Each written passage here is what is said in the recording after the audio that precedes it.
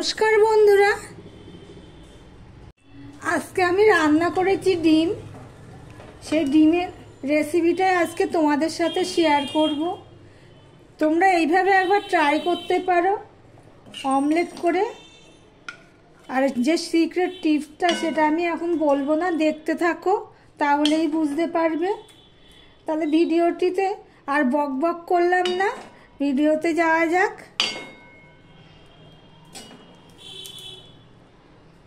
রেসিপিটি করার জন্য আমি এখানে দেখো 4খানা ডিম নিয়ে নিয়েছি। আর এখানে দেখো আমি বড় সাইজের একটা পেঁয়াজ কেটে নিয়েছি, টমেটো নিয়ে নিয়েছি আধখানা মিডিয়াম সাইজের, আর 2টো কাঁচা লঙ্কা নিয়ে নিয়েছি। এখানে আমি কাঁটা চামচ নিয়ে নিলাম, নিয়ে অল্প একটুখানি পেঁয়াজ দিয়ে আমি একটা ডিম নিয়ে নিলাম।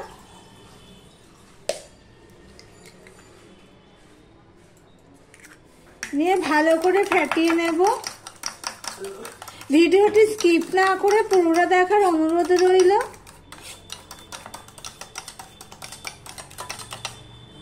কড়াইটা গরম হয়ে গেলে 1 চামচের একটু বেশি আমি সাদা তেল দিয়ে দিলাম।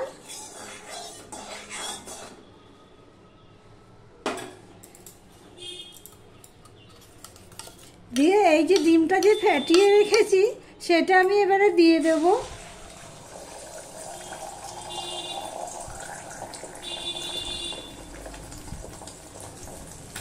এইভাবে যদি ডিম রান্না করা হয় দারুণ টেস্টফুল হয়। একঘেয়ে ডিমের রেসিপি তো অনেক খাওয়া যায়, এইভাবে একবার ট্রাই করে দেখতে পারো। আমি এটা রান্না করছি সেটাই তোমাদের সাথে শেয়ার করছি।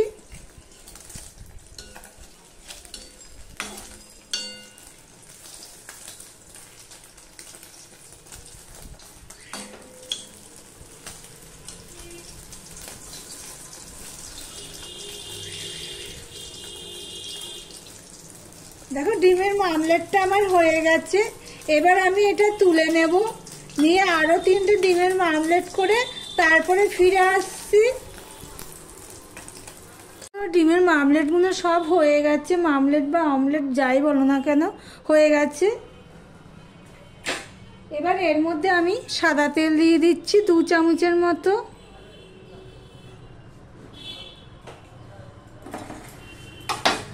এখানে দেখো অমলেটগুলো আমি ঠিক এইভাবে করে নিয়ে 2 ভাগ করে নিয়েছি, 2 টুকরো করে নিয়েছি।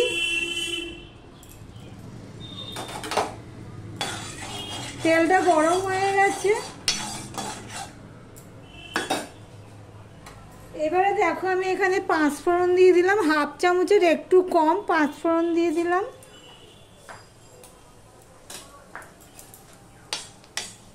ভিডিওটি স্কিপ না করে পুরোটা দেখার অনুরোধ রইল, প্লিজ পুরোটা দেখো। 5 ফোড়নটা হয়ে গেলে এখানে যে পেঁয়াজটা আমি কেটে রেখেছিলাম সেই পেঁয়াজটা আমি দিয়ে দেব। আর আমার ভিডিওটি যদি ভালো লেগে থাকে লাইক কমেন্ট শেয়ার করে দিও। নতুন বন্ধুদের বলছি ভিডিওটি দেখতে দেখতে সাবস্ক্রাইব করে দিও যারা সাবস্ক্রাইব করনি।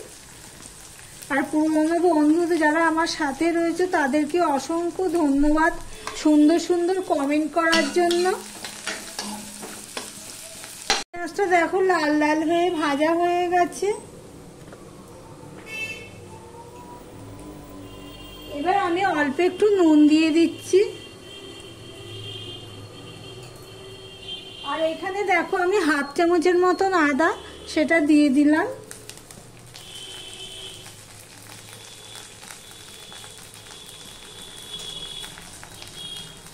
হলুদ দিয়ে দিলাম অল্প একটু। আর এখানে দেখো যে টমেটো আর কাঁচা লঙ্কাটা রেখেছি সেটাও আমি দিয়ে দিলাম। দিয়ে আমি ভালো করে মিশিয়ে নিয়ে কষাতে থাকবো। দেখো টমেটোটা নরম হয়ে গেছে, আদারও কাঁচা গন্ধ চলে গেছে। এবারে আমি এর মধ্যে একটু মশলা অ্যাড করব।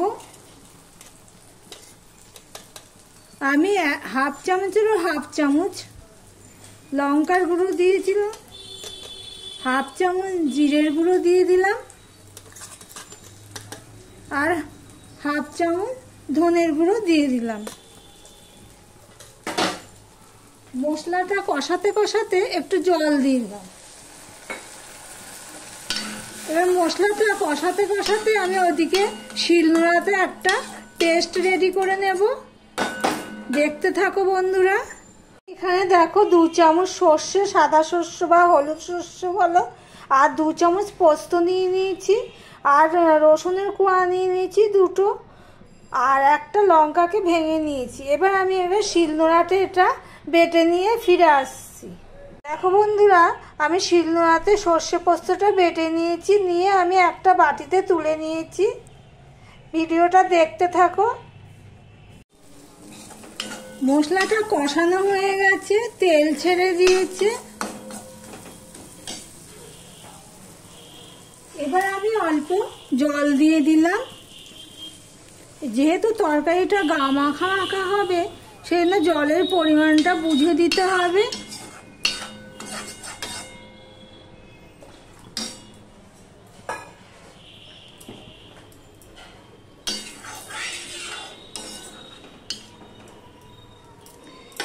এবারে যে ডিমের অমলেটগুলো করে রেখেছি সেগুলো আমি দিয়ে দিচ্ছি।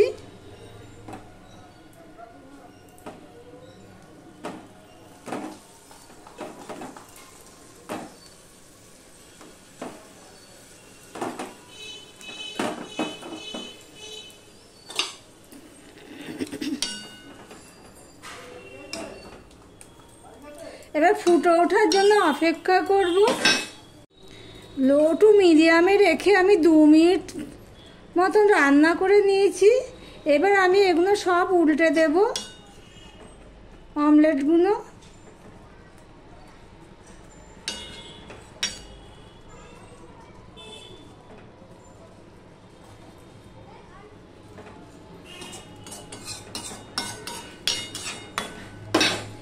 এবারে দেখো যে সর্ষে পোস্তর যা পেস্টটা সেটা আমি দিয়ে দিলাম।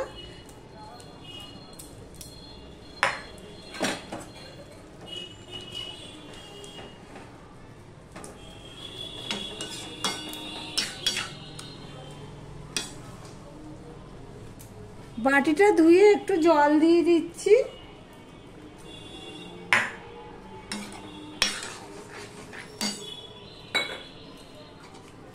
দিয়ে আবারও আমি বেশিক্ষণ ফোটাবো না, লোতে রেখে আমি 1 মিনিট মতন ফুটিয়ে নেব। লোতে রেখে আমি 1 মিনিটের মতন ফুটিয়ে নিয়েছি সর্ষে পোস্তটা দিয়ে। এবার আমি একটুখানি সর্ষের তেল দিয়ে দিলাম। সর্ষে পোস্তর সাথে কাঁচা সর্ষের তেল খুব দারুণ লাগে খেতে।